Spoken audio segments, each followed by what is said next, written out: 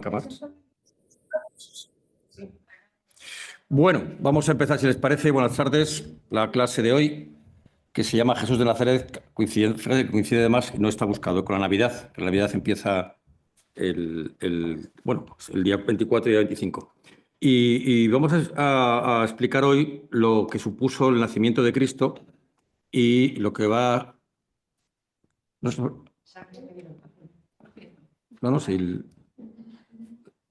sale de Starbucks. ¿Era de Starbucks? Bueno, entonces es una pena. No, hay gente que le gusta el café y toma Starbucks. Es una cosa la gente se crea su propio personaje, van como si fueran... Qué viejo me he hecho, Lola. Yo cuando vivía en la calle Velázquez, uno de mis placeres era ver cómo la gente iba con el patinete, con el vasito en la mano, pegándose tortazos. Yo, qué gusto. ¿Qué negocio hace la farmacia y los traumatólogos? Bueno, vamos a tocar un tema interesantísimo hoy, que es Jesús de Nazaret. Hace no mucho tiempo, una señora que no es no era aquí de farmacia, porque aunque no lo crean, hay señoras que no son de farmacia, se extrañaba cuando le decía que Jesús era judío. Pues claro que va a ser. Sí, pero ¿cómo va a ser judío? Sí, sí. De hecho, el nacimiento de Jesús y la prédica de Jesús, no se preocupen, no es los segundos de si el principio. La prédica de Jesús produce una separación del cristianismo con el judaísmo. Por eso la llegada de Cristo es tan importante. Primero, porque crea una nueva fe, que ahora explicaremos un poco en qué consiste. Y segundo, para el mundo judío es la gran ruptura. Porque todos los que van a ser cristianos, ¿qué eran? Judíos. Es decir, se produce una conversión en masa de una religión mayoritaria, que es la judía, a una nueva fe que es minoritaria, que es cristiana, que tampoco sea cristianismo, ¿eh? El nombre de cristianismo se llamará más tarde. Tendrá un nombre de mesianismo, es el principio. También se llama judaísmo o nuevo judaísmo, hasta que al final, por la figura de Cristo, se le llamará Cristo, ¿verdad? Ustedes saben que la palabra Cristo es un acrónimo. XRTO, Dios Padre Todopoderoso, Salvador del Universo. Es la primera letra de una frase entera. Es entero. Por eso, la separación del cristianismo primitivo y el judaísmo rabínico, esto es muy importante. Fíjense que a Cristo también le llaman rabí. A Cristo le llaman rabí. Yo lo que me propongo en la clase que tenemos hoy es, primero, que sepan cómo era el pueblo judío o lo que es hoy Israel en tiempos de Jesús, qué supuso la ruptura y qué supone la nueva llegada, ¿no? Porque a partir de que volvamos después de Navidad, vamos a entrar en la dispersión del mundo judío, la diáspora. Entre el nacimiento de Cristo y la destrucción del templo hay solamente 60 años. Desde la muerte de Cristo y resurrección hasta la destrucción del templo hay solo 27 años. Por tanto, estamos en un momento en el cual el judaísmo va a abandonar su raíz, su patria, hasta 1948. Por tanto, los sucesos que se van a producir con el nacimiento de Cristo van a ser colosales. No olvidéis que en el momento en el que Cristo nace, todo lo que es hoy Israel estaba en manos romanas. Y también me gustaría que entendiéramos lo que significa el nacimiento de Cristo para los romanos. Mirad, este es el imperio romano cuando Cristo nace, aquí, en lo que es Judea. Bueno, Judea es el nombre hebreo. Realmente en la provincia de Asia Menor, la prefectura de Asia Menor, es la provincia que llamaban los judíos, pero los romanos, Palestina, como provincia. Vosotros pensáis que en este momento, en el nacimiento de Cristo, Cristo nace en época de un emperador que se llama Augusto. Y muere en tiempos de otro emperador que se llama Tiberio. Augusto es el primer emperador. Antes de Augusto no hay emperadores. Julio César nunca fue emperador. Julio César era un dictador. Va a crear su propia dinastía, que es el cesarismo, y lo van a matar. A César lo matan el 15 de marzo del año 44 a.C. Después se produce el segundo triunvirato y ya por fin la llegada de Augusto. Cuando Augusto es emperador, es la primera vez en la historia de Roma que a un emperador se le deifica, se le hace Dios. Es decir, hasta Augusto, como no había emperadores, los emperadores no existían. Por tanto, no existía la figura de la divinidad humana. Esto para que entiendan que cuando nace Cristo está desafiando a otro Dios, que es el Dios romano. Es decir, la idea de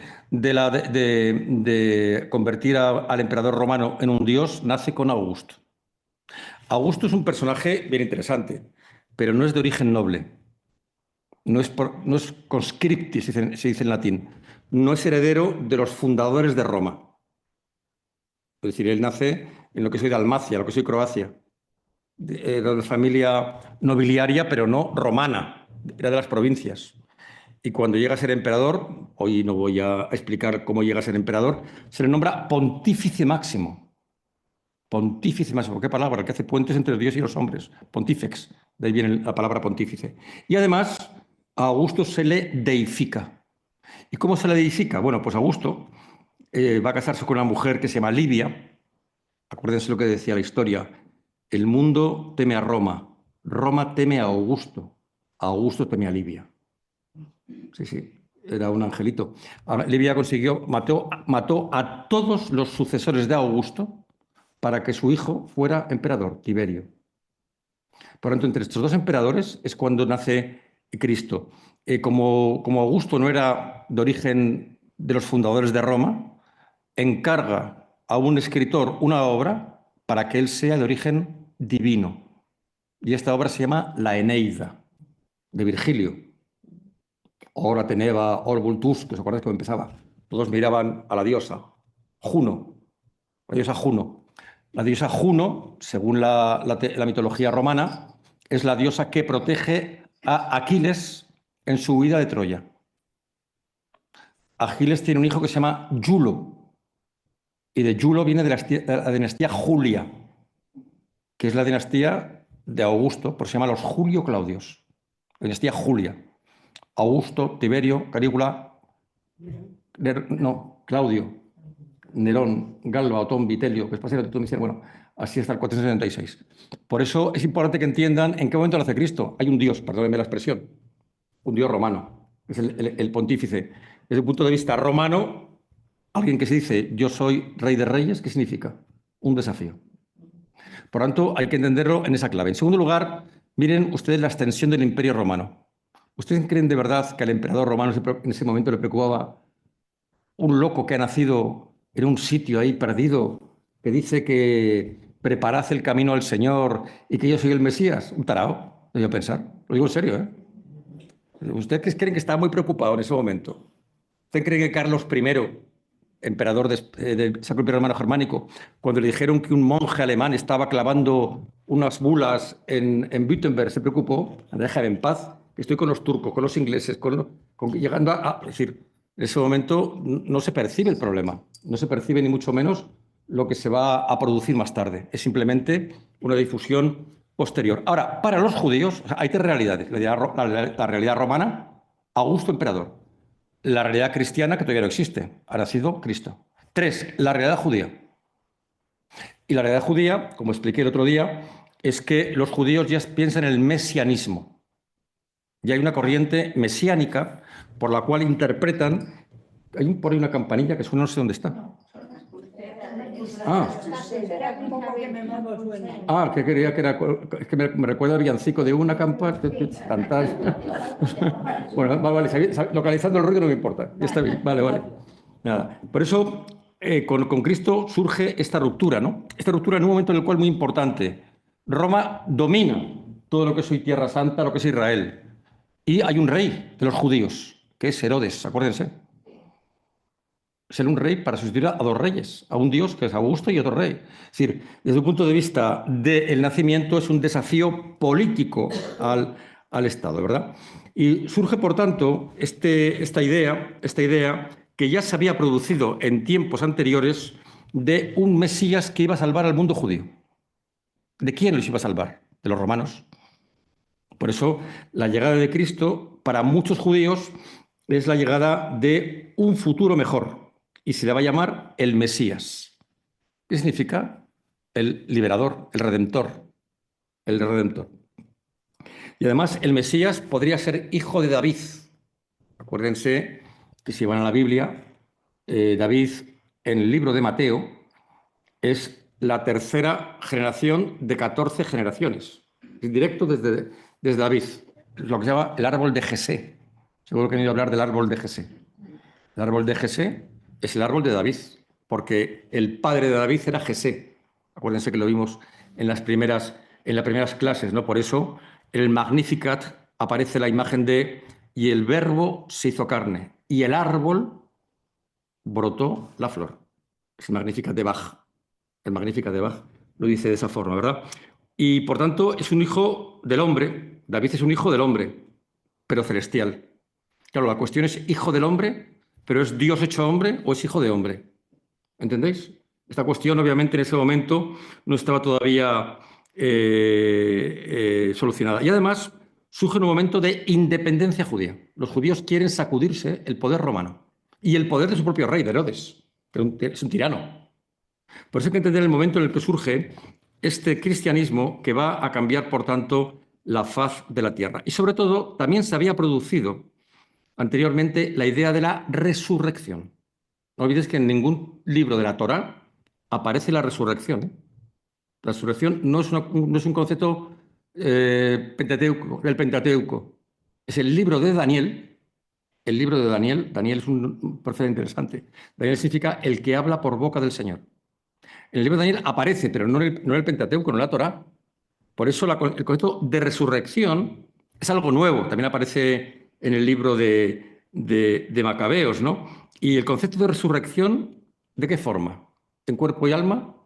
¿En otra persona? ¿Es una reencarnación? Es muy difícil concretar ese momento. Y surgen, como explicamos el otro día, diferentes sectas, saduceos, fariseos, que interpretan todas estas señales del Mesías y todas estas señales del nacimiento de Cristo, del Mesías, de forma diferente. Para los celotes, un liberador político. Para los saduceos, un liberador mesiánico. Para los esenios, un hijo de Dios. Para los fariseos, un nuevo profeta hecho hombre. Es decir, no hay una imagen unificada de lo que va a ser la liberación de los judíos por parte del Mesías.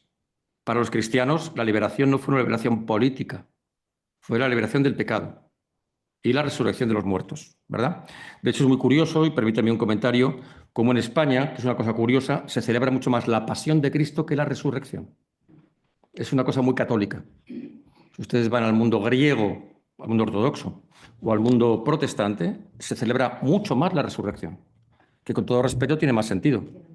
Acuérdense el libro de Lucas. Si Cristo no hubiera resucitado, vana sería nuestra fe. Si Cristo no hubiera resucitado, hubiera sido un profeta y nada más. De hecho, en el libro de St. James, que es un libro de oraciones inglés, y también en Lutero aparece la duda sobre si resucita o no resucita. Fíjense que en nuestros evangelios, en los 4, los canónicos, no aparece ninguna duda sobre la resurrección. Pero cuando muere Cristo, ¿qué piensan los apóstoles? ¿Y si no resucita? ¿Y qué piensa su madre? ¿Y si realmente es simplemente un profeta? Esos 3 días son tremendos, ¿eh? Esos 3 días son días en los cuales la duda asalta a los que le han seguido porque Cristo ha muerto. Él nace, como he dicho antes, ya sé que es un poco difícil lo que voy a decir ahora, nace en el año 4 a.C., ya sé que es complicado esto. No puede ser, nadie puede nacer más tarde de sí mismo o antes de sí mismo, pero como siempre he dicho, el año 0, después cuando se dató, ya es el año 4. Pero no vamos a cambiar todo esto, antes de Cristo, ¿verdad? Y sus padres se llaman José y María. Galileo, muy importante. Galileo, viene del norte, viene de Nazaret. De Nazaret. Es importante la geografía para que entiendan que por geografía las tribus van a estar divididas, ¿no? José, su padre, muere antes de que él comenzara su ministerio y no hay ningún testimonio de que tuviera hermanos. Una de las cosas que más me divierten de los ateos, bueno, de los ateitos, yo diferencio entre ateos y ateitos. Los que dicen, no, es que yo creo a mi manera. Pues tú eres tonto, chaval. No es que yo creo a mi manera, es que esto es como un buffet, ¿verdad? Los ateitos estos de no, yo es que soy así. Como un día un alumno que me decía, es que este mundo no está hecho para mí. Pues claro que no, imbécil. El mundo está hecho y tú te arreglas como puedes. ¿No se han fijado la cantidad de gente que tiene una religión como buffet? No, es que a mí no me convence. Pues es, o sea, si a mí el club no me gusta, no me meto en ese club. A mí qué me importa. Hace poco, no, hace ya un tiempo, me invitaron a una boda donde el sacerdote estaba completamente enfadado porque sabíamos seguir la misa otra persona y yo. Y decía, pero ¿por qué se casan ustedes por la iglesia? Era de pueblo, que esas cosas se pueden decir. Y tiene parte de razón, pero ustedes ¿por qué se casan con la iglesia? No saben ni seguir la liturgia, ¿no? Bien, José, por tanto, muere. Dice, no hay ningún testimonio de fraternidad de Cristo ni de paternidad. Y muy importante porque podía, escuchen esto, leer, parafrasear y debatir las escrituras. Es decir, nace docto. ¿Dónde se forma Cristo? Por eso es tan importante la formación con los esenios. ¿Se acuerdan que dije el otro día? Sí. Con los esenios, con su primo, posiblemente con San Juan. Pero no hay testimonio de que recibiera entrenamiento formal o formación del grupo judío que formaba para interpretar las escrituras, que son los escribas. Los levitas cuidan del templo, pero los escribas son los que enseñan la formación. Tienen, digamos, funciones diferentes. Hablaba arameo, el idioma de Cristo es arameo, y es posible que también hablase hebreo y griego, pero seguro que hablaba arameo. Mi opinión es que no vale para mucho. Griego no hablaba. Griego no hablaba porque no hay ningún testimonio etimológico. Sí, sin embargo, el hebreo. El hebreo, lógicamente, claro.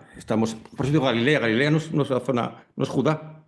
Por eso el arameo es la lengua de los que han traído el exilio de Babilonia, ¿verdad? Él empieza, bueno, no voy a entrar en lo obvio, que es el bautismo y su vida pública. ¿Cuál es el tema principal que va a traer Cristo en el momento que aparece su, digamos, vida pública? Porque en su vida de niño, hasta los 13 años, realmente no incide en la vida pública romana, más allá de la matanza de inocentes o la expulsión de los mercaderes del templo. Es traer el reino de Dios. ¿Qué es esto del reino de Dios? Para un judío, ¿qué es el reino de Dios? Para un romano, ¿qué es el reino de Dios? Bueno, para un romano está chiflado, porque para un romano el Dios es Augusto y además no hay un Dios, hay varios dioses, son politeístas. No olvides, es importante y es muy bonito. Los romanos tenían 3 tipos de dioses. Los dioses de la ciudad, los que protegen la ciudad, que nosotros también tenemos, heredado de los romanos, como San Isidro, patrón de Madrid. Ya sé que esto parece pagano, pero es así. O sea, los cristianos toman de los romanos los dioses protectores de la ciudad. Hoy llamamos patronos, ¿verdad? Inmaculada o quien sea. Los dioses de la familia, los lares o penates. Si han hecho ustedes alguna vez crucigramas, de vez en cuando aparecen lares o penates. Y los dioses del imperio, que son 12 dioses, que es el panteón, cuyo padre es Zeus. Y de repente llega el que dice, no, mi reino, y además mi reino no es de este mundo. Qué cosa tan rara, ¿no? Entonces hay que interpretarlo porque no se entiende. Y además no se entiende por un motivo, porque da un mensaje contradictorio. Eso hay que entenderlo también en su tiempo. Es decir, es judío y se reconoce judío, pero el mensaje que da es diferente a la Torá. Es un desviado, un heterodoxo. La palabra es heterodoxo en griego. Se desvía. ¿Cómo es posible que estés judío como nosotros? Acuérdense que se bautiza. Y Juan le dice, ¿pero cómo te voy a bautizar? Yo no. Bautízame para que se cumpla la palabra. Isaías. Y además se circuncida. Y además lleva las ofertas del templo. Por tanto, se comporta como un judío, pero sin embargo altera la ley judía. Altera la ley judía. Y en vez de poner la reivindicación política como su misión, introduce un concepto nuevo que es prácticamente el amor en el centro. El amor en el centro de su peregrinación, en el centro de su profecía, en el centro de su peregrinación, ¿no? Sí, de su obra. Cuidado con la palabra amor, porque la palabra amor, en este momento hay 3 tipos de amor. Está el amor de los amigos, el amor de los conocidos, la homonía, que tiene que ver con el ágape. Ágape significa los que comen juntos. Es un amor, el cariño de nuestros amigos, ¿verdad? El ágape. La palabra ágape y simposia son parecidas, ¿eh? Simposium, seguro que lo han visto muchas veces la palabra simposio. Hoy en día se toma como congreso, pero simposios son los que beben juntos, sin potere, cuando es potable. Por eso, bueno, en San Sebastián se llaman las cuadrillas y los chiquiteros, pero son los que comen juntos, que por cierto, son solo hombres. Lo digo porque muchas veces cuando se habla de Cristo se dice que María Magdalena estaba en la última cena. Es que esto es muy gracioso, lo dicen, quien no cree en Cristo, que no cree en Dios dice eso. O sea, es muy curioso como no creen en Dios, pero corrígenlo a Dios, es una cosa asombrosa, ¿no? Pero bueno, allá ellos. Lo interesante, por tanto, que hay que centrar con rigor histórico lo que está produciendo. El amor agape no es lo que Dios está trayendo. Hay otro amor que es el amor sensual, el eros, lo erótico, ¿verdad? Lo sensual. El amor que está trayendo él es la caritas. La palabra caritas es la palabra latina que viene del griego eleusia. Es muy bonito esto, ¿eh? De hecho, muchas veces habrán visto que hay imágenes de la Virgen María que tiene su cara al lado de la de Cristo. Se llama Eleusia, Virgen del Cariño, porque ahí su madre es madre, no como cuando la vemos, por ejemplo, en trono, en majestad, que es Teotocos, reina de los cielos y reina de Dios. Por eso que la Virgen después tendrá 28 tipos de representaciones. La más importante, Eleusia, que es madre que quiere a su hijo, Caritas. De la palabra Eleusia viene la palabra limosna, por cierto, y es amar al que no conoces. Es decir, la caridad aparece cuando amo al que no conozco, porque si amo al que ya conozco, entro en ágape o en familia. ¿Entendéis los tipos? Yo sé que esto es una disquisición filosófica, pero es importante para entenderlo. La palabra familia viene de hambre. El pater familias es el que alimenta a la prole. La palabra familia viene de famí. Como estoy famélico. El que tiene hambre, la función del padre, ¿cuál es? Alimentar a la prole. A la prole, ¿no? Y la función de la madre, ¿cuál es? Cuidar a la prole. Yo sé que si digo esto en el ministerio, me fusilan al amanecer. Pero es la realidad. Yo hablo de etimología y del principio del concepto de familia en toda la historia hasta nuestros días y hasta que pase este mal sueño que estamos viviendo en los últimos años, ¿no? Por eso el tema de Dios es muy curioso porque trae un nuevo mensaje, como he dicho antes, se basaba en amor y además se declara hijo de Dios. ¿Cómo que hijo de Dios? ¿Y cómo has nacido? Bueno, pues todo el proceso que vamos a ver más tarde, ¿no? Reino de Dios, amor en el centro, cuidado, y seguir la ley. Y seguir la ley. ¿Qué ley? Dos leyes. La ley romana, date ad Caesar quod Caesar est. Dar al César lo que es del César, ¿verdad? Y la ley judía. Y la ley judía. Otra cosa es aportar algo nuevo a la ley judía. Por eso, para los judíos, Cristo no es el Mesías, es un nuevo profeta.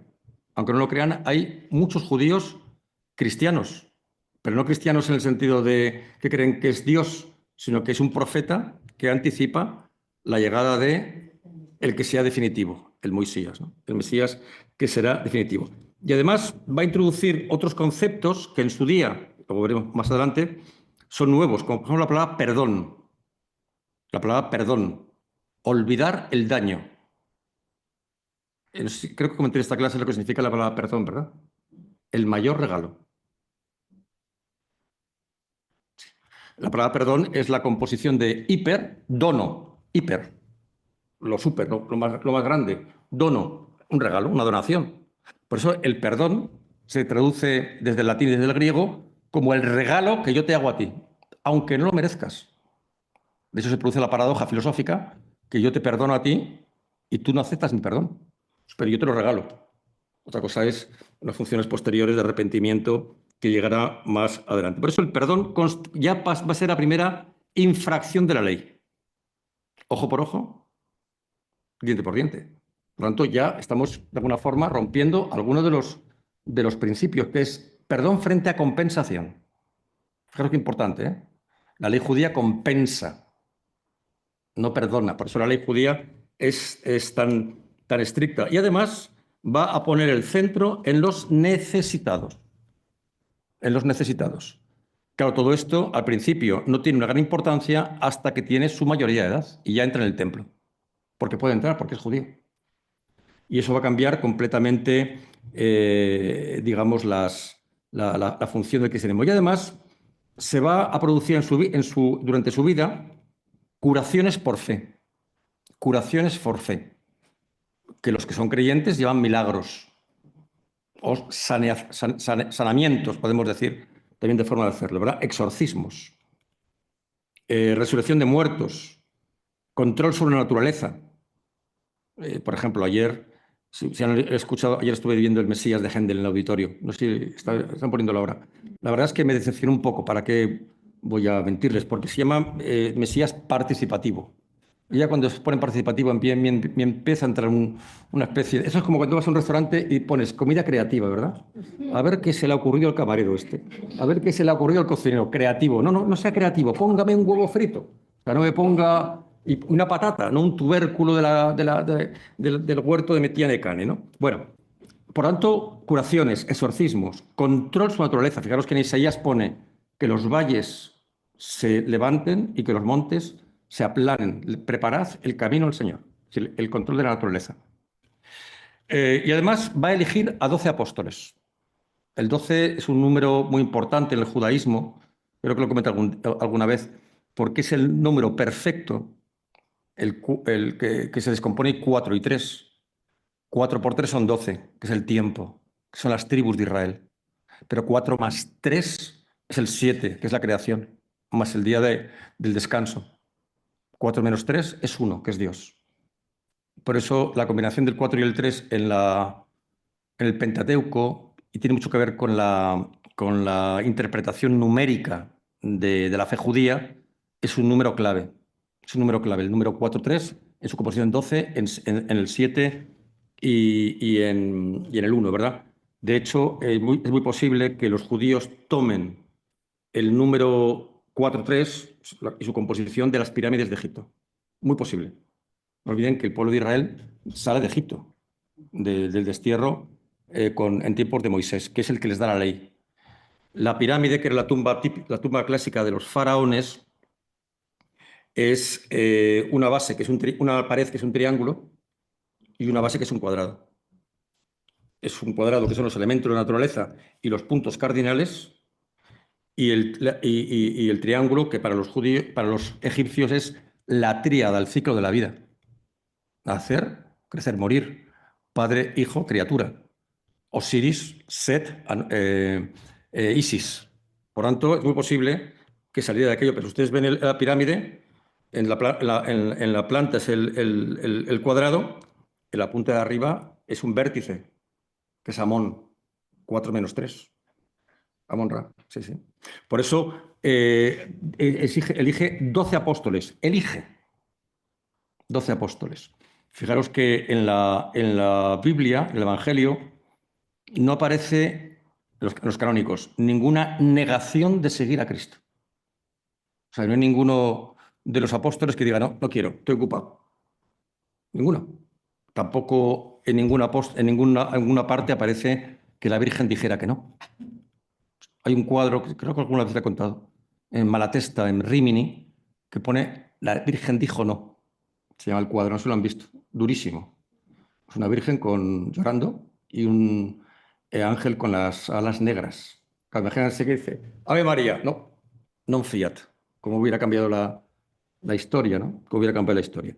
Por eso los 12 representan las tribus de Israel, el tiempo, la perfección, todo lo que he explicado antes, y además todos son elegidos por Cristo, produciéndose algo nuevo, que es la vocación. La vocación. Algo completamente diferente al judaísmo. El fiel en el judaísmo sigue por formación al rabino, por origen familiar, mientras que el cristianismo es Dios el que elige a sus fieles, a los que le van a seguir. Discípulos, que son alumnos. Bueno, la palabra discípulo es una palabra de origen griego. En hebreo es talib. Talib. Talib, Ana Talib, el que sigue al rabí. Por estos discípulos se convierten en seguidores de Cristo. De la palabra talib hay una palabra actualmente que se repite mucho que es talibán. Talibán es el que en hebreo, y en árabe se dice igual, es el que se pregunta 2 veces las cosas. ¿Cómo hemos llegado a esta situación de desastre? ¿Y cómo podemos volver al tiempo de Mahoma? Pues talibán es una palabra que tiene que ver con el yihadismo, pero que es de origen hebreo, ¿verdad? A estos discípulos les va a llamar apóstolos, ¿verdad? Los que tienen que difundir el mensaje. Por eso es una nueva religión con nuevos sacerdotes. Permitidme que lo diga de esta forma. Deja todo, ¿verdad? Y sígueme. Por eso la vocación es una ruptura completa con el judaísmo, porque uno es judío por ser hijo de madre judía. Ahora no. Ahora es el Señor el que elige a los que le van a seguir o le da la libertad de elegir. Este concepto de la vocación, posiblemente uno de los cuadros más bonitos que hay de la vocación, es la vocación de San Mateo, no sé si de Caravaggio, en el cual se ve a Mateo, que era publicano, contando unas monedas, y al Señor que está diciendo tú, sígueme. Y Mateo ni se entera. Esto tiene que ver con el cristianismo más que con el judaísmo. El concepto de vocación no es un concepto de voluntad de la persona, es el seguimiento de la persona de la llamada del Señor. O sea, vocación, te he llamado. Cuando alguien dice, no, yo me quiero hacer sacerdote, ¿pero qué dices, piltrafilla? Tendrá que llamarte. Es decir, tú no quieres, es él el que lo decide. Teológicamente, no me refiero en términos humanos, ¿verdad? Y además, la palabra apóstol es muy importante porque tienen que dejar todo, sus familias, todo para seguirle, todo para seguirle. Y además son todos pescadores. Claro, tiene sentido. ¿Dónde vive Cristo? Pues es tan importante conocer la geografía. En Galilea, que el mar de Galilea, el lago Tiberíades. Claro, después la palabra pescador y la palabra pez tendrá que ver con todo esto. De hecho, la palabra ictus, que viene Cristo, en griego significa pez. Y el pez es el que va a pescar, el pescador. Por eso hay que entrar dentro del lago para coger los peces más profundos, ¿verdad?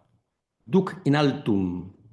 Vete hasta el fondo, para captar a estos peces, ¿verdad? Y además va a aceptar de manera, digamos, nueva, mujeres y pecadores. Fijaros la nueva forma de la ley, ¿eh? Es completamente nueva. El otro día en un debate de la universidad, no sé cómo no me apalearon, la verdad. Pues porque os voy a describir a la individua que os va a encantar. Pelo naranja, cortada en Bricomart, se cortó así, no sé, Bricomart o Leroy Merlin, no sé a qué peluquería hay. Había una parte del cuerpo que no tenía tatuaje y tenía una tendencia a hablar con lapillo. Pues ahí la tenemos, ¿no? Sí, con lapillo. Y entonces hizo una defensa absoluta de las ONGs y de los vulnerables, con todo ese lenguaje, vulnerables, pobreza energética y más, ¿no? Entonces, cuando ya acabó, con esta cara que tengo yo de tal, le dije, oye, no sabes lo que agradezco de que después de 2000 años digas lo mismo que dijo Cristo. Claro. No, me dejó que dice, ¿cómo? Sí, sí, claro, las ONGs. Pues la mayor ONG son los misioneros del catolicismo que están por toda África. Cuando tú ya te has ido y te has dejado de hacer selfies, los que se quedan son los misioneros. Pues no le hizo gracia. Pero es verdad lo que estoy diciendo. Si vosotros analizáis gran parte del mensaje cristiano, es un mensaje social. Social. Otra cosa es que haya mucho trastorno que yo no. Jesucristo fue el primer socialista, pero tú eres tonto, chaval. Es que es tonto la parte muscular que rodea el esfínter. Pero que no, que es social, que no tiene que ver con la política. Pero bueno, la gente quiere, es lo que hay, ¿verdad? Y yo creo que es muy importante que va a introducir también, fíjense esto de mujeres y pecadores, ¿eh? Fíjense, hay una relación muy importante en las viudas. Constantemente aparece la viuda en Israel. Lo que peor le podía pasar a una mujer en la antigüedad es ser viuda, no estaba protegida. No estaba protegida. Por eso los judíos es muy interesante cómo cuando una mujer queda viuda, rápidamente hay que casarla para que sea protegida. Hasta nuestros días, ¿eh? Hasta nuestros días. Si el matrimonio no tiene una función solamente amorosa, tiene una función también de protección. Yo les recomiendo esta serie Stichel, no sé si la vieron, la serie Stichel, donde aparece la casamentera. Sí, es que es más, pero es que se queda viudo con 60, 70 años. No, no, cállate, ella también, casaros. Esto es una cuestión de amor, es una cuestión de protección. Por eso va a proteger a viudas y a mujeres como María Magdalena, que de alguna forma representa el pecado. Representa el pecado. De hecho, él se refiere a sí mismo como hijo del hombre. Fijaros lo que está diciendo, ¿eh? Hijo del hombre, que vendrá de los cielos. Y aquí entra David, perdón, Daniel, el profeta Daniel. Cuando Daniel dice que el Hijo del hombre vendrá entre las nubes, vendrá de los cielos. Insisto que para los judíos esto es nuevo, ¿no? Hay que tener una cosa importante. Los evangelios se refieren a él no solo como Mesías, sino también como Cristo, el que enseña una nueva autoridad para hablar y actuar en su nombre, ¿verdad? Para que se haga una idea, Jesús y sus seguidores, cuando dejan Galilea y van a Jerusalén, la ciudad de Jerusalén en ese momento tenía entre 300.000 y 400.000 personas, ¿eh? Es decir, no hablamos de un pueblecito, ¿eh? O sea, en el mundo antiguo, tener 400.000 personas es una barbaridad. Para que os hagáis una idea, en época de Augusto, que es esta época, Roma tenía aproximadamente 1.100.000 personas, pero es la capital del imperio. No hay ciudades tan grandes en el mundo. Y obviamente la mayor parte de las personas que están en ese momento en Jerusalén son judíos. Son judíos. Por lo tanto, y romanos, obviamente. Hay que entender también una cosa de los romanos, porque tenían los romanos tanta fobia a Cristo. Ahora lo explicaré, ¿no? Por eso, este hombre va a causar disturbios en el templo. Oye, Jesús, que genera discursos en el templo, ¿verdad? Y además va a decir que él va a morir para salvarnos a nosotros. ¿Por qué estás diciendo? O sea, piénsalo en términos judíos, no tiene ningún sentido, ¿verdad? Ningún sentido. Por eso lo que se va a producir es la llegada de un nuevo orden, podemos decirlo en términos religiosos, y cómo era Palestina en tiempos de Cristo, para que se haga una idea. Estas son las regiones en las cuales Palestina va a estar dividida, que tiene las diferentes regiones en las cuales va a llegar. En primer lugar, es muy importante el río Jordán. ¿Ven el río Jordán ahí? Río Jordán significa el agua baja. Claro, porque baja desde el mar de Galilea hasta el mar Muerto. Vamos a ver, esto hay que verlo también en términos orientales. En términos orientales. Como explico alguna vez, las religiones orientales rezan mirando al cielo.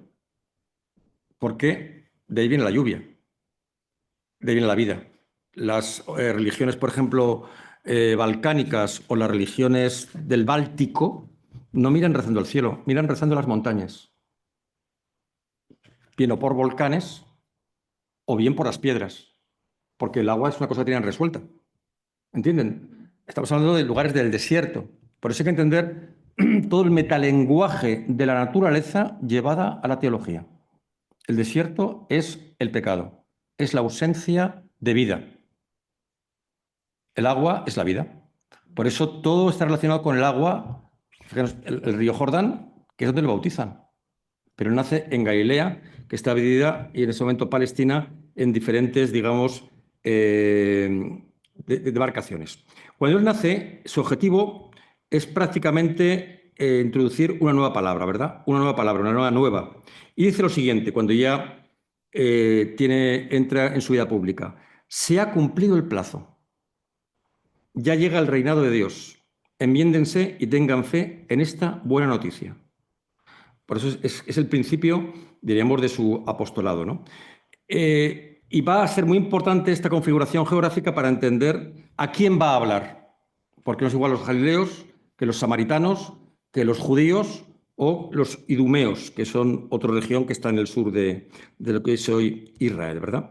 El territorio, por tanto, va a influir completamente en, digamos, los diferentes pueblos. Y además, Jesús está en contra de lo siguiente. Leo literalmente en Marcos capítulo 7. En contra de inmoralidades, robos, homicidios, adulterios, codicias, perversidades, fraudes y desenfreno. Es decir, contra toda la desviación del comportamiento humano, ¿verdad? Y sin embargo, escucha los clamores de los marginados, o sea, persigue a estos hechos, pero perdona a los que los cometen. Lo cual es una contradicción también en términos filosóficos, ¿verdad? por eso estas regiones son tan importantes. Galilea, que es la más importante, insisto, la cuestión del lago. Y además Galilea, creo que un día se lo comenté, Galilea es un sitio muy rico en trigo. En trigo. La palabra gal en hebreo significa trigo. ¿Dónde nace Cristo? En Belén, casa del pan. ¿Y el pan con qué se hace? Con trigo. Por eso hay una relación teológica y natural. Viene el trigo a la casa del pan. ¿Entienden? En términos teológicos. Ya sé que esto es complicado para quien no tenga fe o quien no le interese la etimología, pero es precioso la construcción lingüística que se produce, ¿no? En Galilea va a ser donde va a desarrollar parte de su vida, por ejemplo, en Cafarnaúm, o por ejemplo en el Monte Tabor, que ya en tiempos de los judíos es una montaña sagrada. Hay que explicar también otra cosa, ¿eh? Y esto es precioso. ¿Ustedes conocen Israel? ¿Han estado? Ah, perfecto, entonces lo van a entender muy bien. Tanto Galilea como el Mar Muerto están por debajo del nivel del mar. Sí. Es decir, el que el Monte Tabor esté a unos 600 metros por encima del nivel del mar significa que está a 800 metros por encima de Nazaret. Y que Jerusalén esté a 800 metros por encima del nivel del mar significa que está a 2000 metros por encima del Mar Muerto. ¿Entendéis la geografía? Ese concepto de montaña, ese concepto de el Monte Tabor o después la ciudad de Jerusalén, ¿verdad? Ahora, sin embargo, los galileos eran mal vistos. ¿Por qué? Porque en Cafarnaún, en Genesaret, en Magdala, en Tiberias, en estas ciudades de Galilea, es donde se había producido la desviación de los judíos en época del primer templo, que habían adorado a dioses paganos. De hecho, San Juan, leo literalmente el Evangelio de San Juan, capítulo 7, cuando le dicen a Cristo, ¿es que tú también eres de Galilea? Dice, de Galilea no puede venir nada bueno, no surge ningún profeta. Si viene de Galilea, es imposible, si los galileos son unos desviados. Otra región importantísima es Samaria, la región de Samaria, que es una región comercial. ¿Veis el mapita? Samaria. ¿Por qué es comercial? Porque Samaria tiene salida a Cesarea, que es un puerto importantísimo, y es una ciudad, diríamos, cosmopolita. Es una región mucho más multiétnica, donde prácticamente Herodes va a restaurar esta gran ciudad. Por ejemplo, los samaritanos son mucho más permeables al nuevo mensaje. Por eso en la Biblia el samaritano aparece siempre como alguien positivo, ¿verdad? El samaritano es el que comparte su capa. El samaritano es el que ayuda, que tiene que ver con el sentido griego de la xenofilia. Xenofilia es aceptar al extranjero. La xenofilia. Odiarlo es xenofobia. La xenofilia y Samaria, Cesarea, como el puerto está conectado con Grecia, hay mucha influencia griega. Por eso cuando llega Cristo a Samaria, su palabra es aceptada, porque los samaritanos son más permeables a nuevos mensajes. Siempre hemos visto que una sociedad comercial es más abierta que una sociedad agraria o rural, que son los de arriba de Galilea. No olvidéis que encima de Galilea está el monte Hermón. Bueno, hoy en día son los altos del Golán. ¿Ves dónde pone ahí Cesarea de Filipo? Sí. Ahí arriba. Esos son los altos, en nuestros días son los altos del Golán, ¿eh? Y arriba el monte Hermón, ¿lo veis ahí arriba? Sí, sí. Monte Hermón es donde, todavía en nuestros días, desde el año 67, es donde los israelitas todavía tienen territorio sirio, pero han devuelto. Y no devolverán hasta que sea, digamos, reconocido Israel por otros. Por eso los samaritanos son importantes. Ahora, lo más importante es la región de Judea, porque en Judea están los judíos, en términos de definición. Y aquí está lo más importante, que es la ciudad de Jerusalén. Pero alrededor hay ciudades muy importantes, Jericó, Emaús, Betania, Belén, que son ciudades donde va a producirse después la vida pública de Cristo. Es el contexto geográfico que, como ven, cuando aprendemos un poco, nos damos cuenta de la importancia del lugar. Bien, otra cosa importante, Cristo nunca pasó al otro lado del Jordán. Nunca estuvo en Iturea, en Perea, bueno, la Decápolis, ¿ven que pone Perea y Turea? Nunca pasa al otro lado del Jordán, siempre está en este lado del Jordán, no va nunca a Transjordania. Por eso para los cristianos, Tierra Santa es solamente lo que es hoy Israel. Otra cosa es tierra bíblica. Tierra bíblica sí, porque está San Pablo y está Moisés, pero hay que diferenciar una cosa de la otra. De hecho, cuando vamos a Israel, y como saben, yo voy con mucha frecuencia, es muy interesante visitar Israel que visitar Tierra Santa. Son motivaciones completamente diferentes. Si uno visita Israel, lo ve con unos ojos.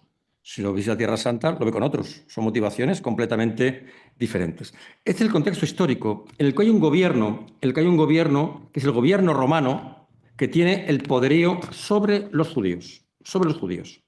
Y en este momento el gobernador romano se llama Pilatos. Es decir, de Roma designan un gobernador que se llama Pilatos. Y este Pilatos vive cerca del templo, en un lugar que se llama la Torre Antonia. La Torre Antonia. Si conocéis Jerusalén, justo al lado del templo está la Torre Antonia, la explanada de las Mezquitas.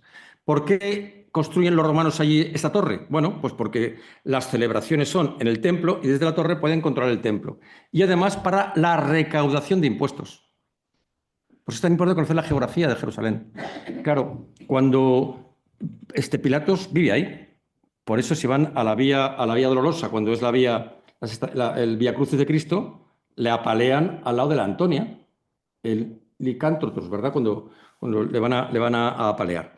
Este procurador, que es Pilatos, inflexible, de carácter arbitrario, despiadado, cruel, frío, hostil, es el que se va a lavar las manos, ¿verdad? El que se va a lavar las manos. Oye, esto no es un problema mío, es un problema de los judíos, a mí qué me importa. Pero hay que entender, o sea, podemos juzgar a Pilatos como lo que queramos, pero desde el punto de vista puramente humano, a Pilatos le están diciendo que hay un tío que dice que, anda, matarlo, dejarlo en paz, anda, no seas pesados. Hay que entenderlo, cómo está en ese momento el mundo, ¿verdad? Y muy importante, quiénes son los soldados de Pilatos. Esto es fundamental para entender por qué la hazaña con la que matan a Cristo. La mayor parte de los soldados que hay en lo que es hoy Israel no son romanos. O sea, no vienen de la ciudad de Roma. No vienen de Italia. Esto es muy importante para que lo entendáis. Vienen de Siria.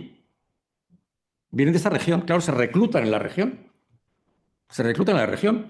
Y estos soldados griegos, sirios, tienen una fobia particular al mesianismo. Al mesianismo. Porque estos mesianistas son los que han producido todos estos disturbios en la zona.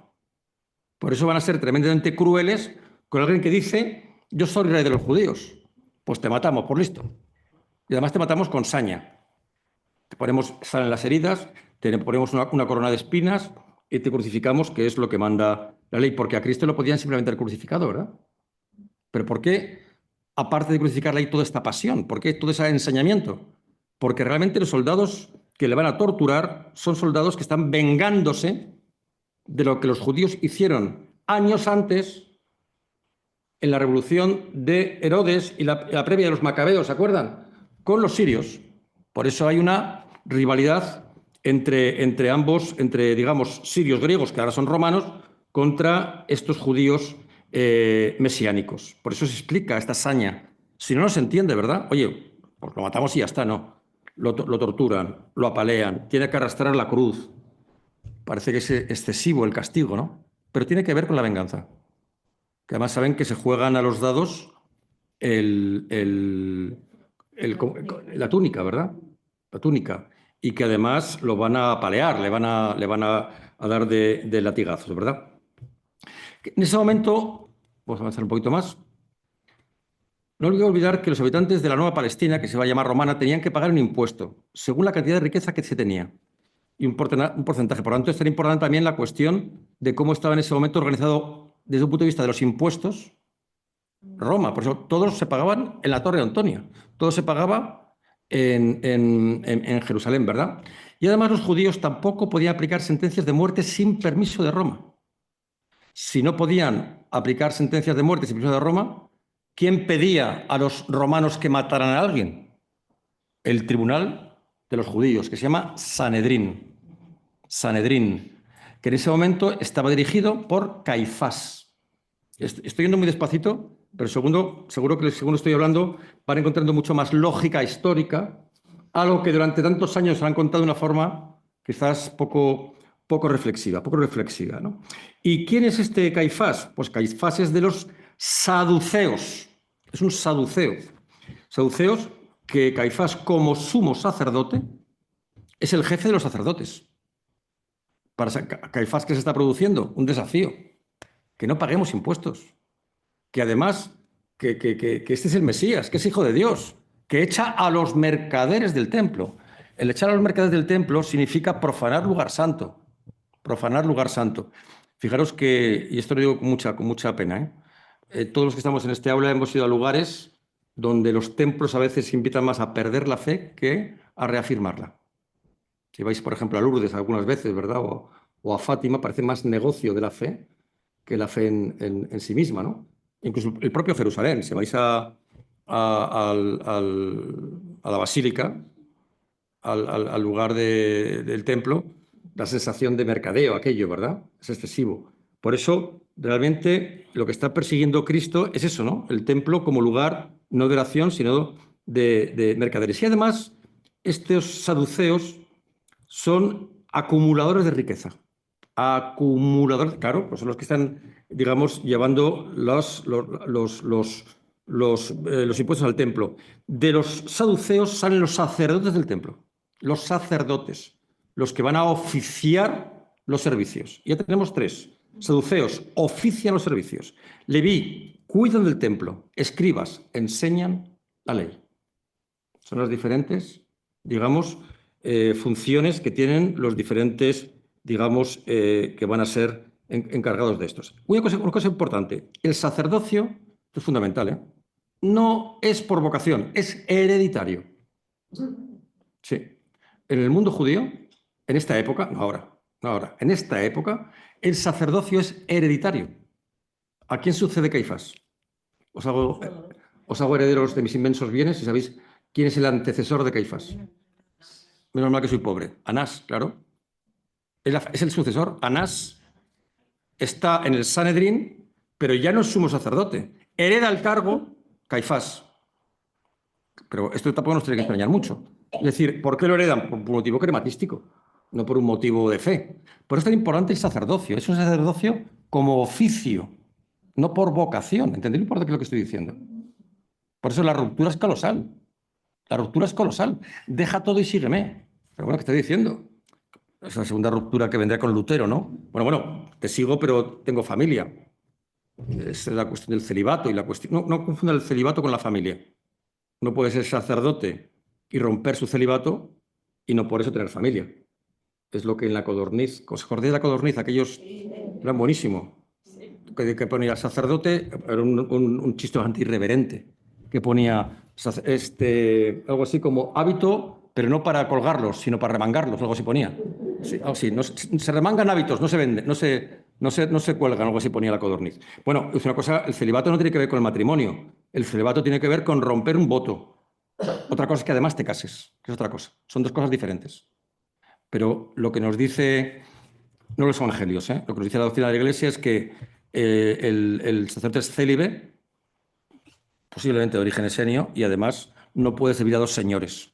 Por eso su familia es su parroquia, su familia son sus ovejas, su familia son sus fieles, ¿no? Sus fieles. Por lo tanto, es hereditario. Y además, muy importante, solamente pueden ser sacerdotes los saduceos. Es decir, es un monopolio de un grupo que vienen de época de Moisés. Los saduceos vienen de época de Moisés. A los 20 años de edad, el hijo del sacerdote es presentado en el templo, donde tiene que demostrar su legitimidad de nacimiento después de comprobar, fíjate, para ser sacerdote judío había que ser, primero, hijo de sacerdote. 2, no tener defectos físicos. 3, baño de purificación. 4, vestirle con hábitos sagrados y aprender a celebrar oficios, todo durante una semana. De esta forma quedaba habilitado para ofrecer sacrificios, ejecutar ritos para el servicio del templo. Y los sacerdotes no estaban encargados de la enseñanza de la ley. Eran recaudadores para el templo. Por eso, Caifás, cuando ve la amenaza de Cristo, que está diciendo, vamos a cargárselo rápidamente, que nos va a empobrecer. De hecho, bueno, lo que estoy diciendo es pura interpretación. Yo creo que los sacerdotes no eran gente de fe, eran gente de ley. Entendemos la diferencia, ¿verdad? Siguen la ley, siguen la ley. No hay que ser muy inteligente para saber que si los romanos recibían del Sanedrín los impuestos, la relación entre Pilatos y Caifás era muy cercana, ¿verdad?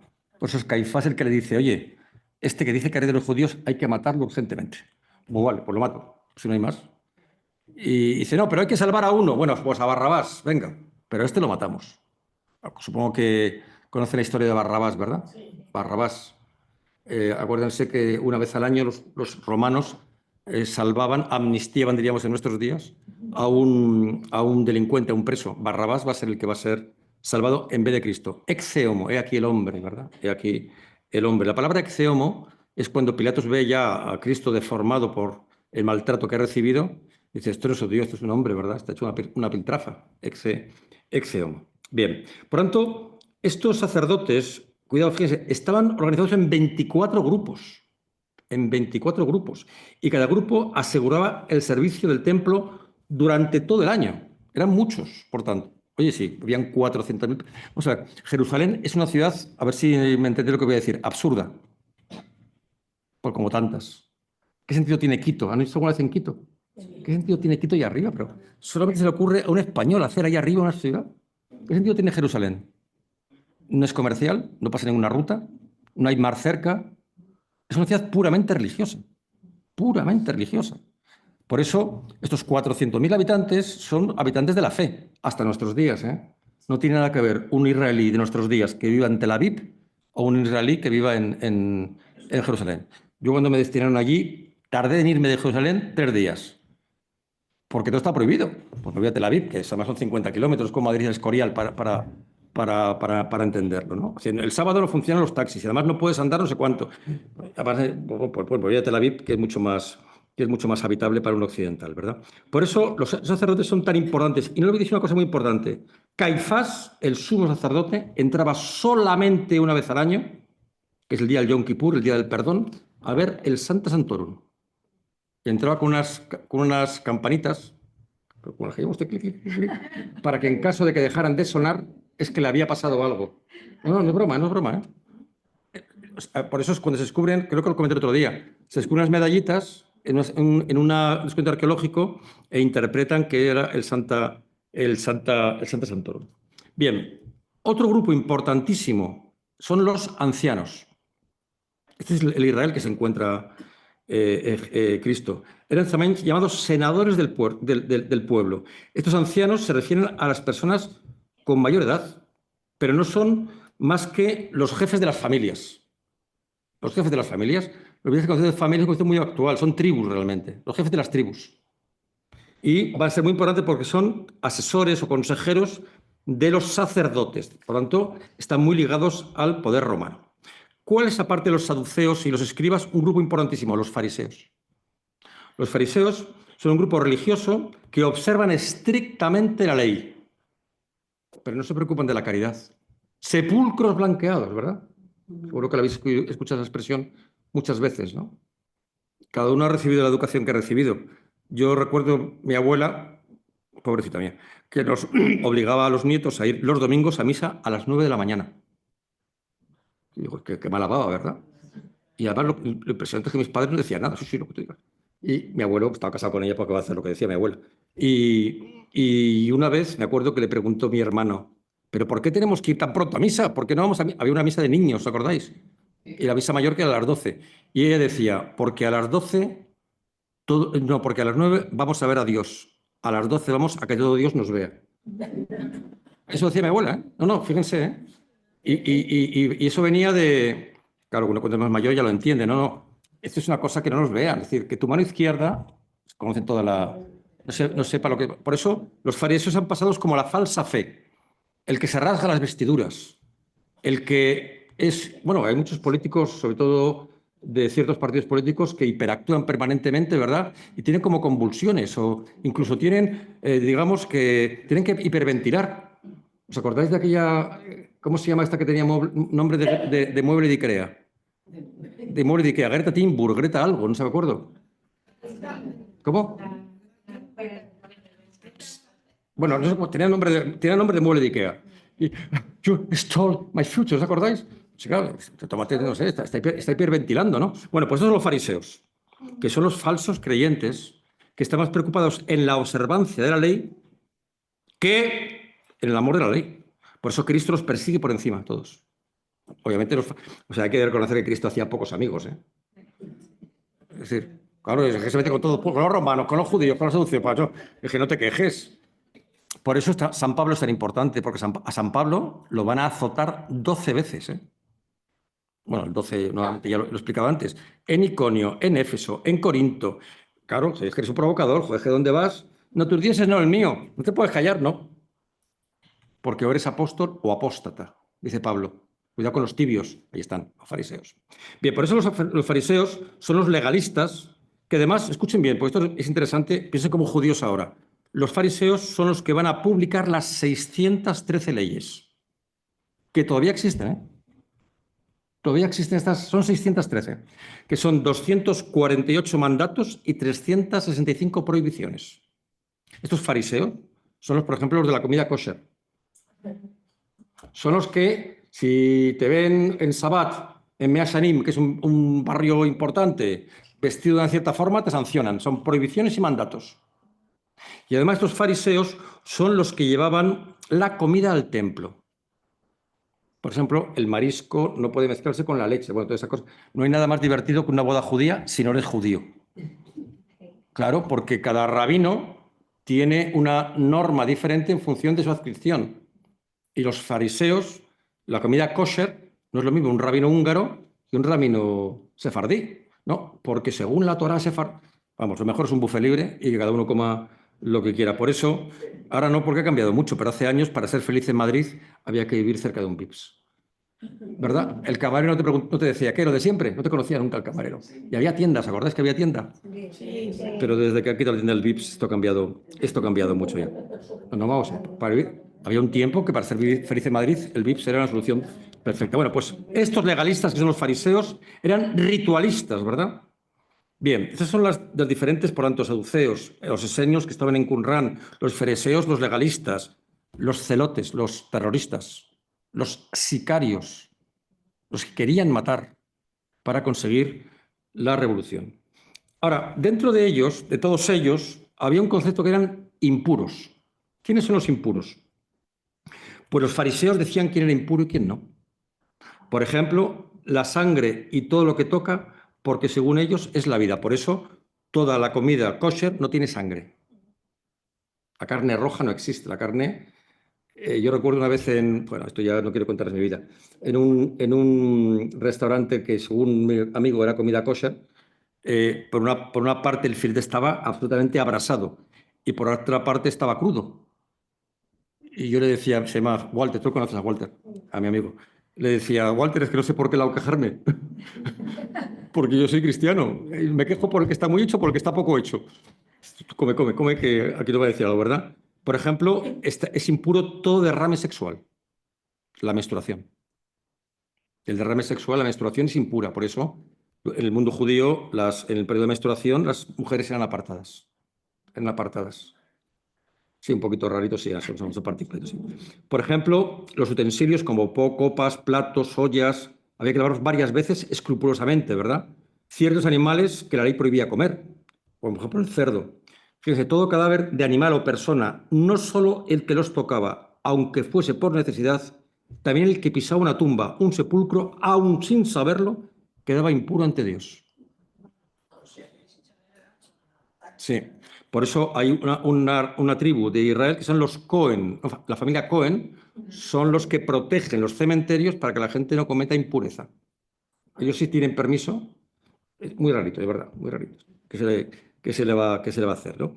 Por eso todos los judíos van a tener, por ejemplo, los judíos que ejercían determinados oficios eran impuros, como los publicanos, los que recaudan impuestos, las prostitutas, obviamente, porque bueno, su oficio no era precisamente muy limpio.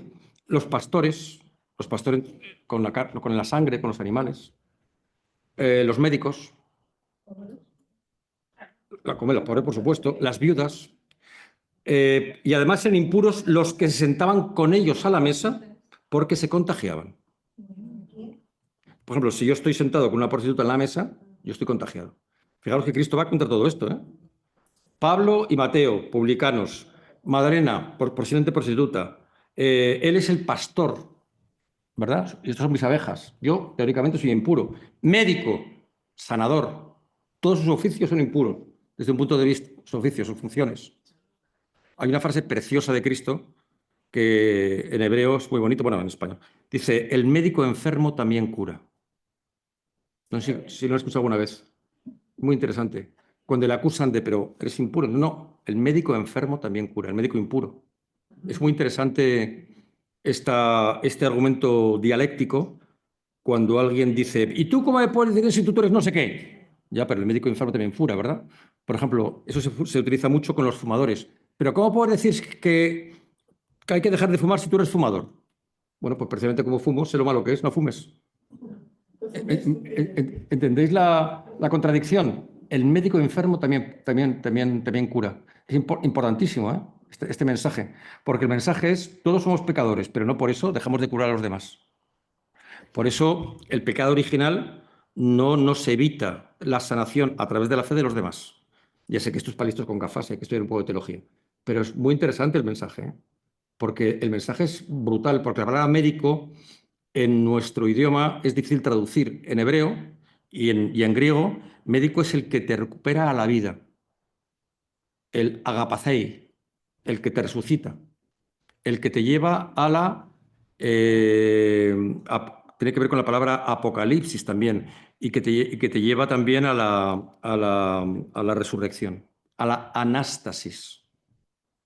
Anástasis significa resucitar, y solamente lo puede hacer un médico. Por eso los médicos se llaman anastasios. Anastasio es un nombre de pueblo. Anastasio, ¿verdad? Era muy habitual. Anastasio, pero es que me estoy emocionando. ¿Cómo no emocionarse con esto? Anastasio, Ana Astasio, el que abre la puerta. ¿Qué significa Astasio? El iconostasio, la puerta, el que te abre la puerta a la vida. Por eso, después, los cristianos tendremos la anástasis, que es la resurrección. Lo contrario de la anástasis es la anestesia, que es con lo que los médicos te duermen. Claro, es una palabra muy bonita.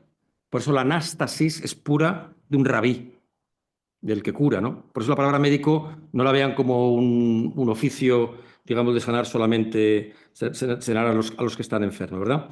Tenían obsesión, obviamente, por los lavados rituales, ¿verdad? Y cumplían la tradición. Los escribas, ya los he comentado antes, son los especialistas en la ley. Estudian, conocen, explican la ley de Moisés. Teólogos, profesores, jueces. Joder, otra vez provocando a Cristo. No, no, es que yo soy la nueva ley. Es que la ley, reconozco parte de esta ley, que son las tablas de la ley, los 10 mandamientos. Pero Cristo va a introducir una ley nueva que cambia completamente, y es la ruptura, que es el Padre Nuestro. Que es el Padre Nuestro. El Padre Nuestro, bueno, no me va a dar tiempo hoy porque me quedan solamente 20 minutos, pero el Padre Nuestro es una oración que tiene una teología brutal. Primero, el Padre Nuestro está basado en dos partes. Que son 7 peticiones universales, extendidas en dos grupos. El primer grupo son peticiones a Dios. El segundo grupo son peticiones a nosotros. 3 peticiones a Dios: tu nombre, tu reino, tu voluntad. Y 4 peticiones: danos el alimento, danos el perdón, danos... Es decir, es una oración mucho más compleja de lo que podemos entender, y como lleva tiempo, la explicaremos el próximo día. Pero el cambio de la ley es el Padre Nuestro, porque el Padre Nuestro cambia la relación de los judíos con Dios, con Yahvé, que ahora le llamaremos Dios. Ya no le llamo Yahvé, ahora le llamamos Dios. ¿Por qué? Porque proviene el concepto de padre. ¿Cómo que padre? Es creador. Nunca habréis visto la Torá, ni en el Pentateuco, ni en ningún exégesis, que a Yahvé los judíos le llamen padre. Nunca. Le llaman Yahvé o Jehová. Jehová, que el que viene de Judea, Jehová. Sin embargo, la palabra padre en hebreo es Abba. Abba. Abraham, por ejemplo, el padre de las naciones. Abraham. Por eso Cristo cambia completamente la historia. No, no, es nuestro Padre. Si Él es nuestro Padre, nosotros somos hermanos. Una relación completamente diferente. La ley cambia. Por eso es la nueva alianza, que a veces repetimos en misa sin darnos cuenta de lo que estamos diciendo. Nueva y eterna, que será proclamada ¿Cómo sigue? Para nosotros, os vaya bien en esta vida, para la siguiente os veo fatal, ¿eh? ¿Sí? Sí. Bueno. Por tanto, ¿entendéis lo que significa el cambio de la ley? Por eso los escribas también van a decir, pero ese tío, ¿quién es? Que lo está volviendo loco. Fijaros, con todos, ¿eh? Escribas, saduceos, judíos, todos. Y además, no solamente eso, sino que además va a ir con los más, digamos, con los más, va a tener un comportamiento pecaminoso, contaminante. ¿Con quién se mezcla? Con lo peor de cada casa, desde el punto de vista judío, con los más impuros, ¿no? Por eso la actuación de Jesús y sus seguidores es sencillamente escandalosa para la época. Escandalosa. Es decir, oiga, ¿este tío quién es? Es decir, por eso lo vamos a tener que matar y se le van a procesar, como todos sabéis, ¿verdad? Le preguntan en Lucas capítulo 5, ¿se puede saber por qué comen y bebe usted con recaudadores y pecadores? Y Jesús le replica, no necesitan médicos los sanos, sino los enfermos. Claro, los que están sanos no hay que curarles, ¿no?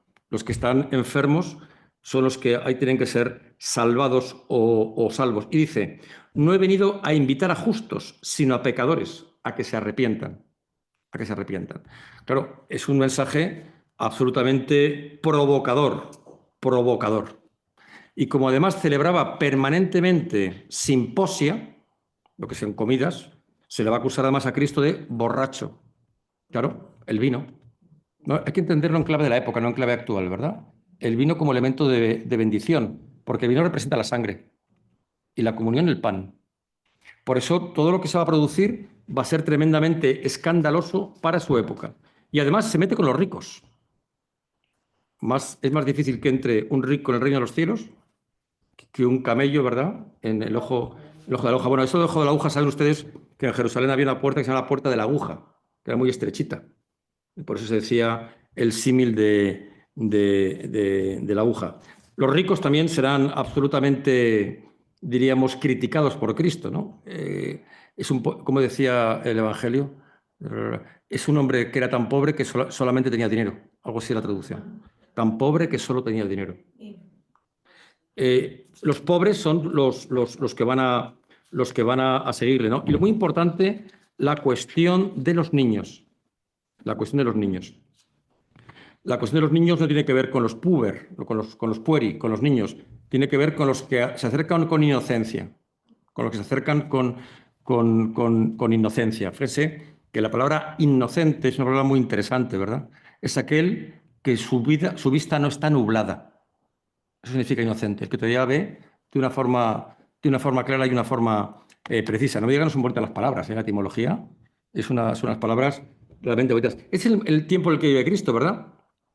Y además, él va a aprovechar toda la estructura que hay en la época de Roma para trasladarse a través de las calzadas, puertos, puentes, acueductos. Los romanos respetan la religión judía, sin embargo, Cristo no. Por eso Cristo va incluso a cambiar el concepto de cumplimiento de la ley judía, pero no la romana. Es decir, Cristo no afecta a la ley romana, sí a la judía, ¿verdad? Y fíjense lo que decía Jeremías. Vendrá un día en que haré que David tenga un descendiente legítimo, un rey que reine con sabiduría, que actúe con justicia en el país donde su reinado jurá estará salvo. También Israel vivirá seguro.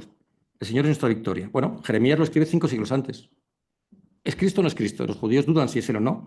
La economía la he comentado un poco ya. Poncio Pilato, que era el prefecto, no voy a entrar mucho más en el Sanedrín. Os he puesto imágenes de una película muy interesante, en el que aparece Antoñito Reina, Anthony Quinn, que, bueno, pues para que reconozcáis la película, y en el cual ya os he comentado lo que era el Sanedrín, en este caso el sumo sacerdote, ¿verdad? Con sus miembros. Anás y Caifás, que comenté también antes.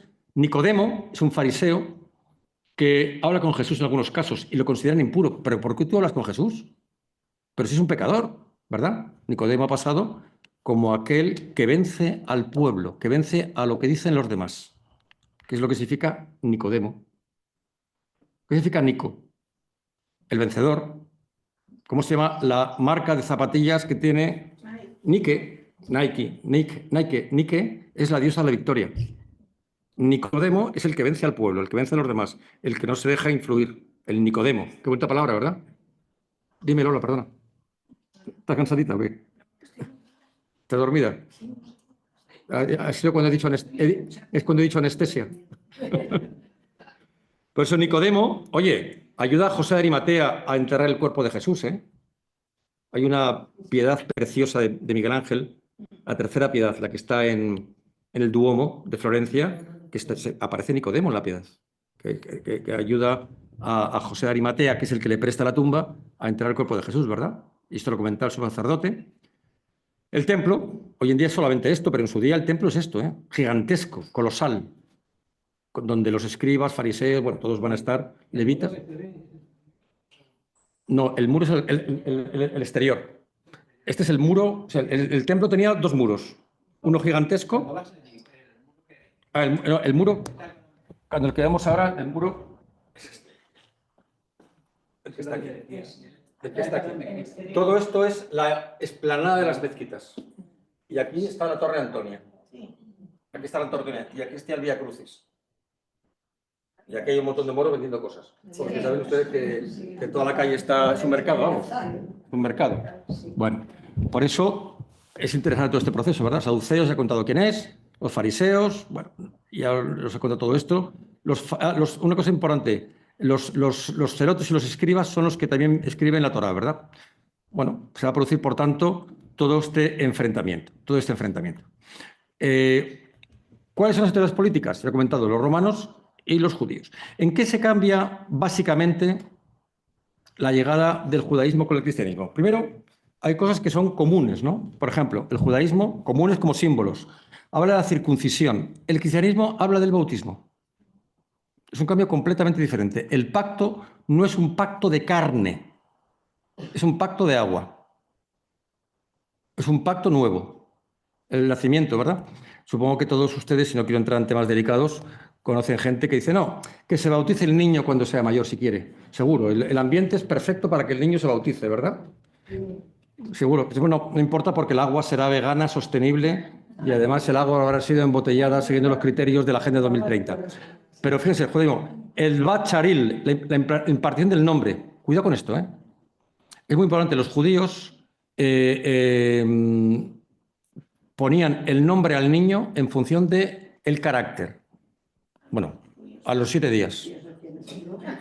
Sí, bueno, es una tradición. O sea, así como, por ejemplo, nosotros ponemos bueno, ahora permíteme un desahogo con ustedes. Ponemos a nuestros hijos el nombre que mi mujer ha querido. Yo recuerdo perfectamente que le dije, pues me gustaría que se llamara, de acuerdo, venga, se va a llamar Mario. Pues ya está, poner más. ¿Para qué discutir? Bueno, pues aquel entonces, esto es un rito egipcio y griego.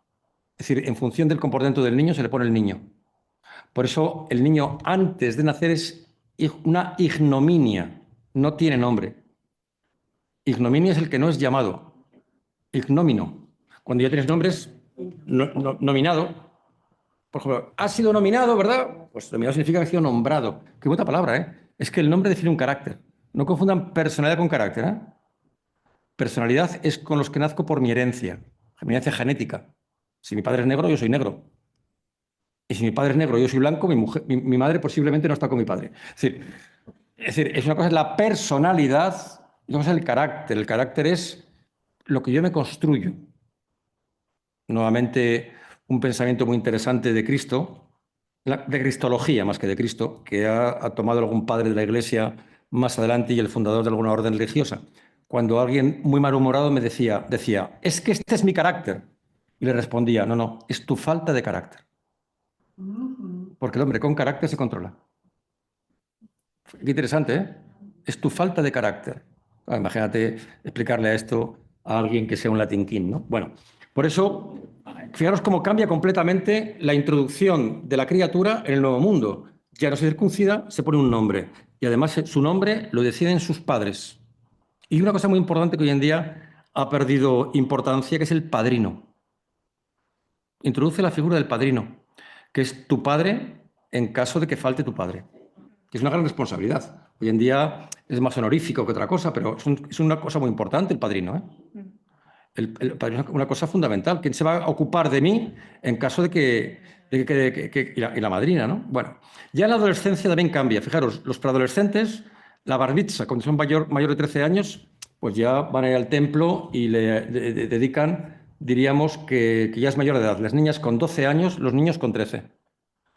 Pues esto es cuestión puramente genética. O sea, una niña con 13 años es una mujer, un niño con 13 años es un idiota. Es decir, no se puede... ¿Pero por qué os reís? Lo digo muy en serio, vamos. Vamos. ¿Eh? Es más todo casi infantil, por eso. Es que, o sea, idiota en el sentido literal y en el sentido griego, en el que todavía no entiende la vida, ¿no? El idiota.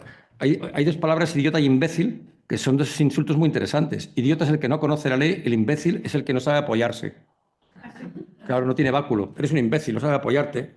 Imbécil. Bueno, el idiota es que no conoce la ley. Bueno, la confirmación, que es del judaísmo, incorpora, digamos, no tiene concepto sacramental. Sin embargo, para el cristianismo sí, la confirmación y la Eucaristía. Y obviamente la Eucaristía, que es la comunión. Que es la comunión. Que bueno, otra cosa, ¿verdad?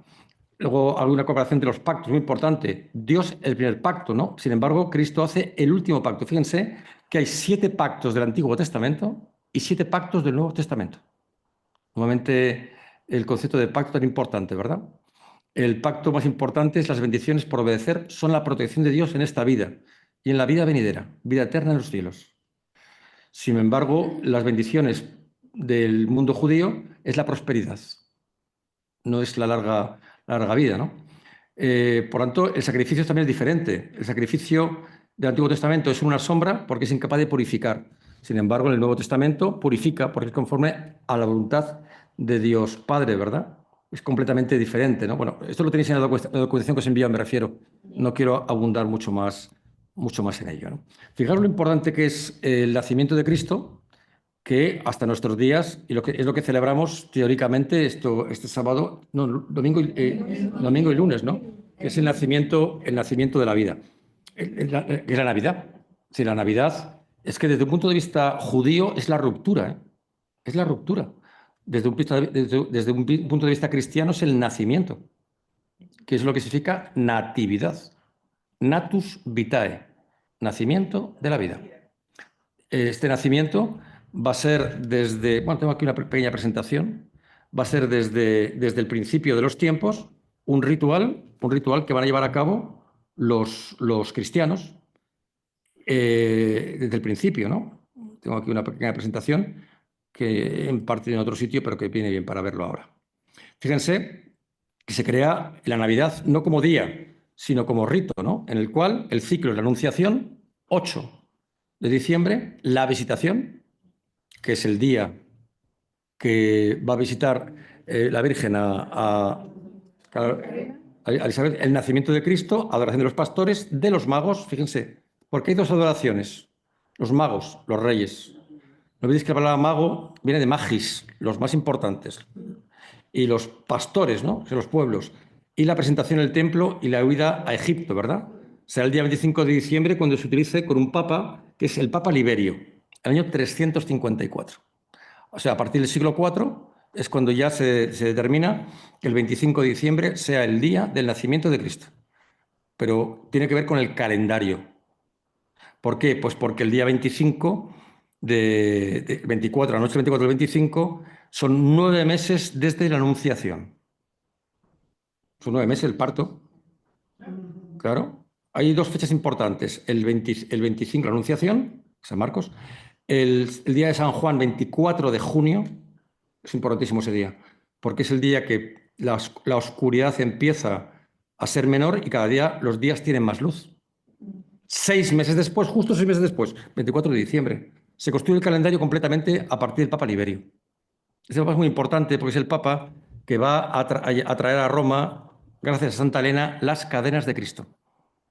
En la iglesia San Pietro in Vincoli, que es donde está el Moisés. Créanme que si estas cosas que yo sé que hay que dedicarle un poco de tiempo y paciencia y conocimiento, van a disfrutar mucho más de los sitios y de la historia si conocen los pequeños detalles. Este hombre, Liberio, es el papa que tiene un sueño que dice que el 5 de agosto va a nevar en Roma. ¿Ustedes saben el calor que hace en Roma en agosto? Vamos, si es que las vacas dan leche en polvo. Es decir, que un calor insoportable. Pues no, va a nevar. ¿Nunca se les ha hecho raro que la Virgen de las Nieves sea el 5 de agosto? patrona de Vitoria, por ejemplo. Como en agosto puede haber, bueno, pues que es el sueño de Liberio. Y Liberio va a dedicar a la Virgen María el primer pesebre en una montaña que hay en Roma, que se llama el Escuilino, se llama la Virgen del Pesebre. Esa Virgen del Pesebre será el lugar, la Virgen María, que hoy en día es Santa María la Mayor, que es donde se coloca el primer Belén de Roma. Hay que diferenciar el Belén de la ceremonia, de la fiesta del ciclo navideño. La Inmaculada, fijaros, ella es del principio. Este es un sarcófago romano. ¿Veis los Reyes Magos? ¿Veis la estrella de David, que inocente, cómo está puesta? Sarcófago del siglo IV, ¿eh? ¿Os acordáis lo que significa la palabra sarcófago? Que come las vísceras, sarcófago. Ahí está dentro. Mirad cómo la pintura a lo largo de la historia, entonces es Salamanca, ¿eh? Los magos. O, por ejemplo, la adoración de los reyes, lo veis aquí. ¿Eh? Esto es muy interesante, es un cuadro español de América, del virreinato, de la pintura cusqueña, ¿verdad? Igual que este, igual que este. Es San Francisco el que trae el Belén, el que crea el Belén. Por eso ya a partir del siglo XIII aparece la figura de Francisco. Si interpretáis teológicamente la figura de San Francisco es el que va a llevar, aquí tenéis, mira, San Francisco de espaldas, va a llevar la tradición a Italia, porque crea un Belén en el año 1233, que no se llama Belén, se llama una representación del presebre, pero eso en italiano se dice presepio. No se dice Belén, se dice el presepio, el pesebre, ¿no? Y ya con San Francisco va a ser importante que llegue el Belén a las casas, primero en las plazas y luego en las casas. A España va a llegar con Carlos III. Carlos III, virrey de Nápoles, rey de Nápoles 19 años, casado con Amalia de Sajonia, es el que trae el Belén a España. Por eso el Belén en España se produce a partir del siglo XVIII con la llegada de Carlos III. Llega en 1759. Primero es un Belén oficial, un Belén de palacio, y luego ya va a ser el Belén de las casas que tenemos en nuestros días. Bueno, si ponen ustedes Belén. Ahora el Belén estará vacío porque la Virgen no podrá aparecer porque sería heteropaternal, el padre estará en el paro y el niño todavía no ha decidido el género. Entonces el portal estará vacío, supongo, ¿no? Bofetada, puñetazo. Bueno, el Belén, por tanto, va a llegar a partir del siglo XIX a España, ¿eh? No llega antes. Y con la llegada, no hace una nueva industria que anuncia el Belén. Todas estas figurillas que se vendían en los mercados. Sí, sí, la Plaza Mayor en Madrid, pero por eso fijaros lo importante que es la liturgia de celebrar el nacimiento de Cristo. Una cosa es el nacimiento desde el punto de vista de la fe y desde el punto de vista de la liturgia. Por eso, cuando en nuestras casas ponemos el Belén, es mucho más importante que un divertimento, es un recuerdo de 2000 años. De 2000 años mucho más importante que es bueno, aparte que pueda adornar la casa, ¿no? Por eso cuando yo veo en televisión o en las paradas de autobús, el mundo necesita más Papá Noel. Si tú eres tonto, el mundo necesita más Navidad y más España. Coño, qué tontería se dice. Bueno, fijaros, el Belén muy importante es Salcillo. Es un Belén que se va a encargar en tiempo de Carlos III.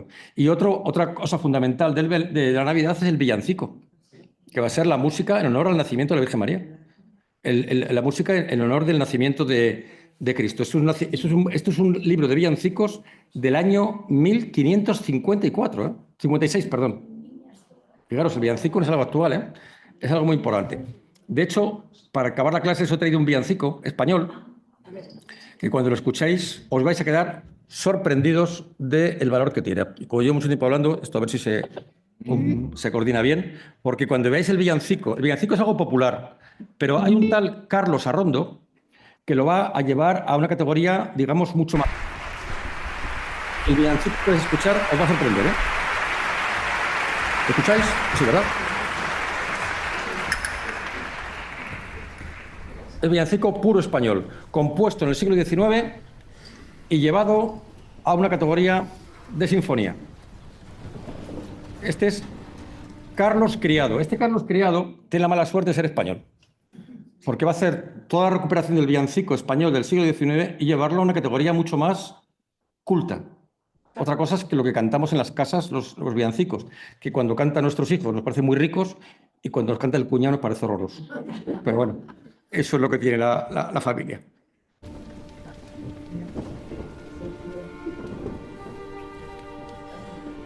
Pero fijaros la riqueza musical que tiene la música española del 19.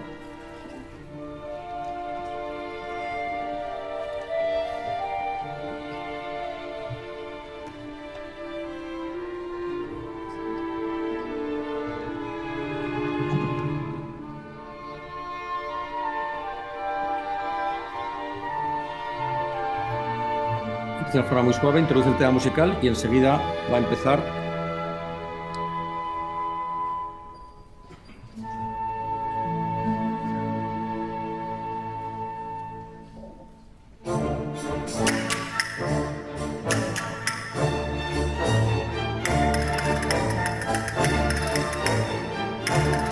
Me parece diferente cuando se oye así, ¿verdad?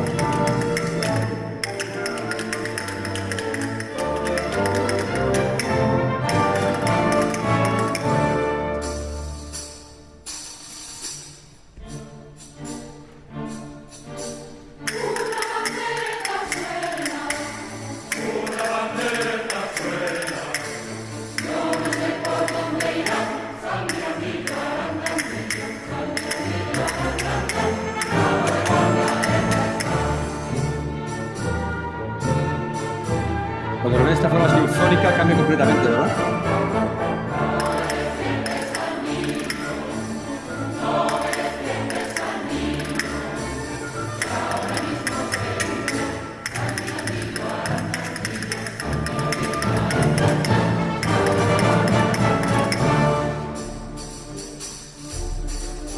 Créanme que España tiene una deuda con su música.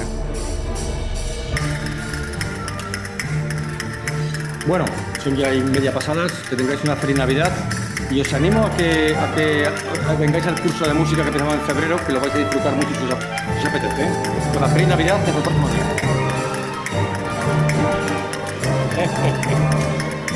¿Por qué aplaudo, señora? Yo soy como la más profesional.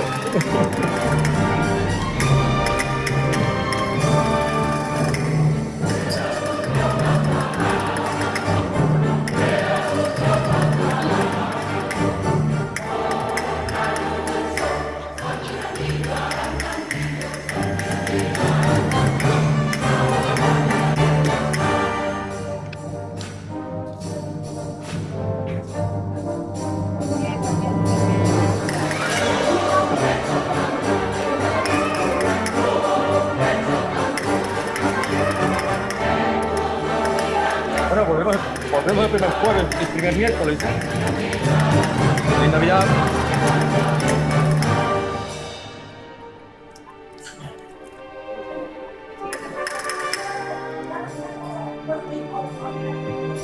A todas y a todes. No, es que me he hecho asturiano, todes. Que me he hecho asturiano, a todes.